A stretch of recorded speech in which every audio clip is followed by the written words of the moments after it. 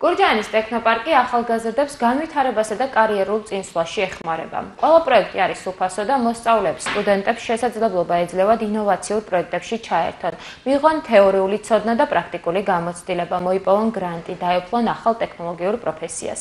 Უფრო დეტალურად პროექტებისა და სიახლეების შესახებ გურჯაანის ტექნოპარკის ხელმძღვანელ ელენე გოგოლაშვილთან ვისაუბრებთ.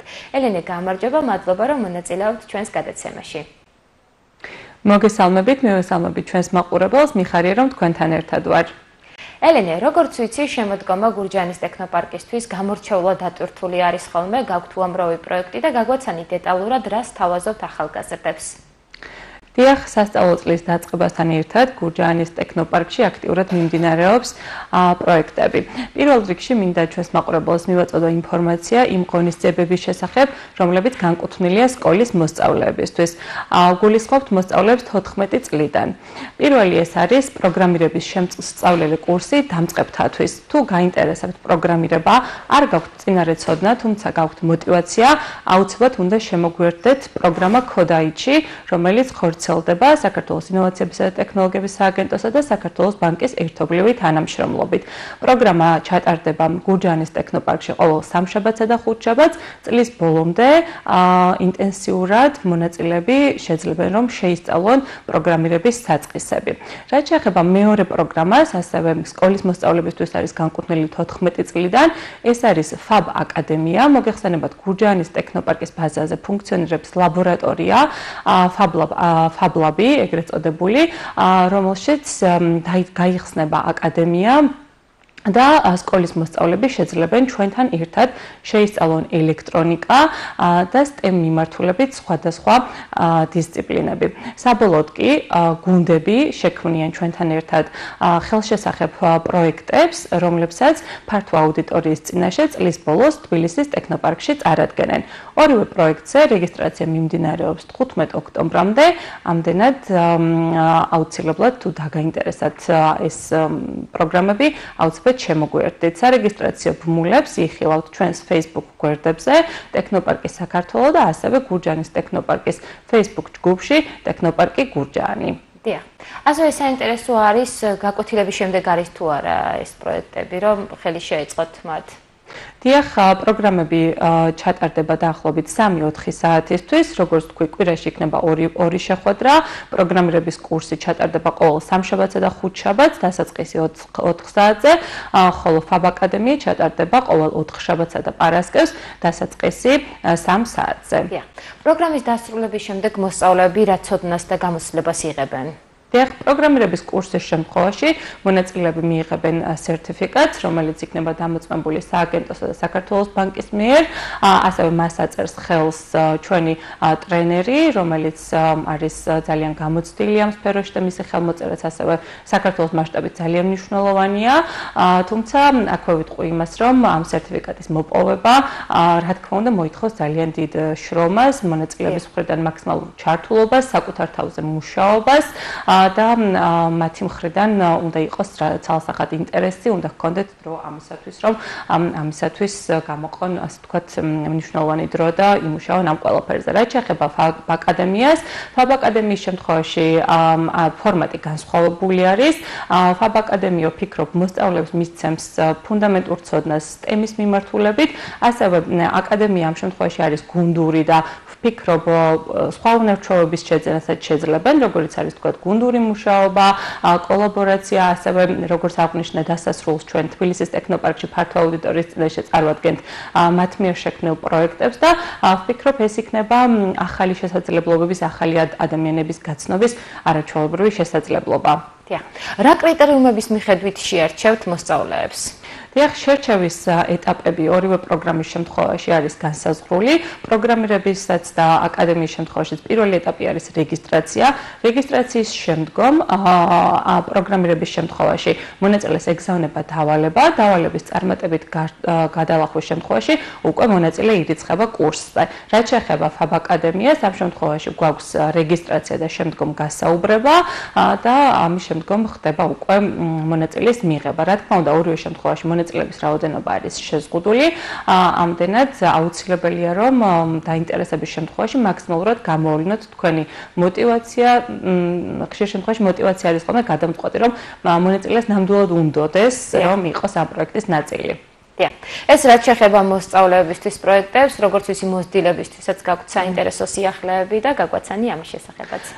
დიახ, როგორც მოგეხსენებათ, გურჯაანის ტექნოპარკი თანაბრად ზრუნავს როგორც სკოლის მოსწავლეებისთვის, სტუდენტებისთვის და ასევე 18+ ნებისმიერი სფეროსა და ასაკის ადამიანის განვითარებაზე, ტექნოლოგიურ და ინოვაციურ მიმართულებით. ამ შემთხვევაში მხედველობაში გვაქვს უკვე გახსნილი არის რეგისტრაცია რეგიონულ საგრანტო კონკურსზე 25,000 ლარამდე საგრანტო კონკურსი კონკრეტულად კახეთის რეგიონისთვის.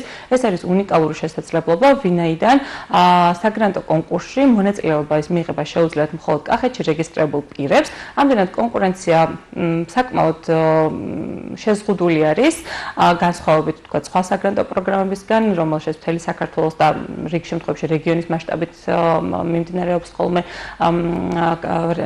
მონაწილეების მიღება.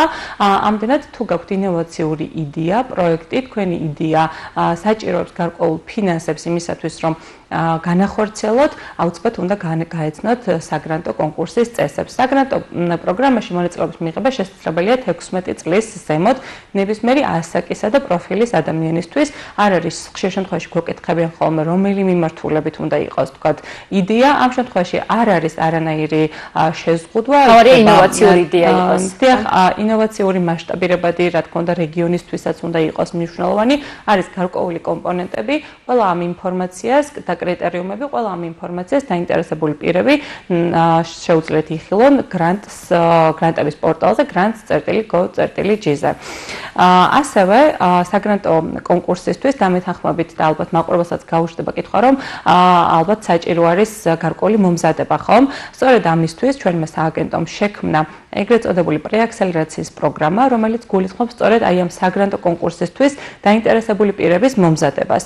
20 და 21 ოქტომბერს გურჯაანის ტექნოპარკში 12 საათიდან ჩატარდება საგრანტო კონკურსის საინფორმაციო შეხვედრა და მეტიც არა მხოლოდ საინფორმაციო, არამედ თუ მაგალითად თქვენ გაქვთ გარკვეული იდეა, მუშაობთ გარკვეულ პროექტზე, გსურთ კონსულტაციების გავლა, იდეების ვორქშოპს ვეძახით აი ამ 2 დღეს, იდეების გენერაცია, აუცილებლად უნდა მობრძანდეთ და შემოგვიერთდეთ. დასწრება არის როგორც საგრანტო კონკურსის შემთხვევაში, ასევე იდეების ვორქშოპზე 16 წლის ზემოთ პირებისთვის. ჩვენთან ადგილზე ჩამოვლენ მენტორები, რომლებიც სრულად დაგეხმარებიან და ნებისმიერი თქვენი კითხვა გასცეთ პასუხი და მოემზადოთ საგრანტო კონკურსისთვის. ამის შემდგომ კი უკვე უშუალოდ დეკემბრის დასაწყისამდე რეგიონში ჩატარდება პრეაქსელერაციის პროგრამა, სადაც უფრო დეტალურად შეძლებენ თავიანთი იდეა გარდაქმნან კონკრეტულ პროექტად, შეიმუშაონ გეგმა, რომელსაც წარადგენენ საგრანტო კონკურსზე და შეძლებენ რომ მოიპოვონ სახელმწიფოსგან ეს დაფინანსება.